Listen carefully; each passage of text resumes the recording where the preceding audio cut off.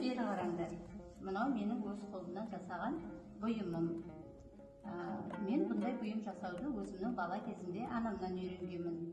Сендер де осындай бұйымды жасап, болашақта өздеріңе жұмыстарыңа пайдалануға болады. Анасы мен қыздарым, не жұмыс жасап жатсыңдар? Біз қазақтың ұлттық ойынын жұмыс жасап жатырмыз. Жарайсыңдар қыздарым.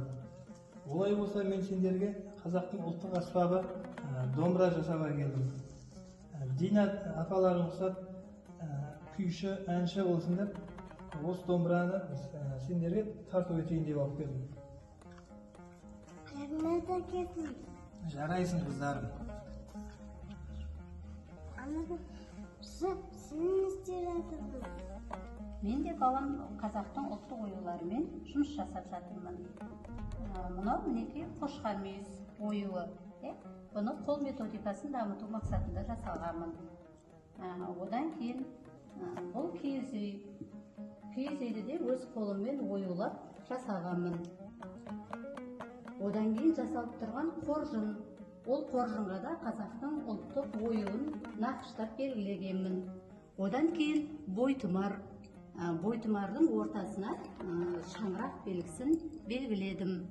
Одан кейін жасалған домбыра макеті.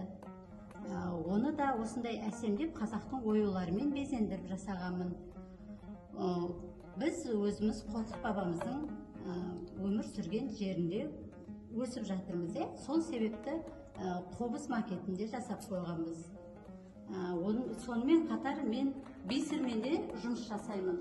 Мына жасаған жұмысым тілек талы деп аталады. Бұны көзмоншақпен араластырып отырып бисер арқылы өріп жасағанмын. Одан кейінгі бисермен жасалған гүл. Бұны әсемдік үшін үйдің ішіне сәндікке қоямыз. Одан кейін моншақпен жасалған құмыра. Бұл да біздің ата-бабамыздан келе жатқан ыдыс.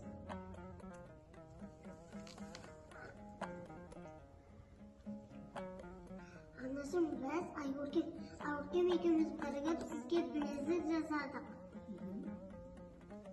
Жарайсыңдар қызым, рахмет.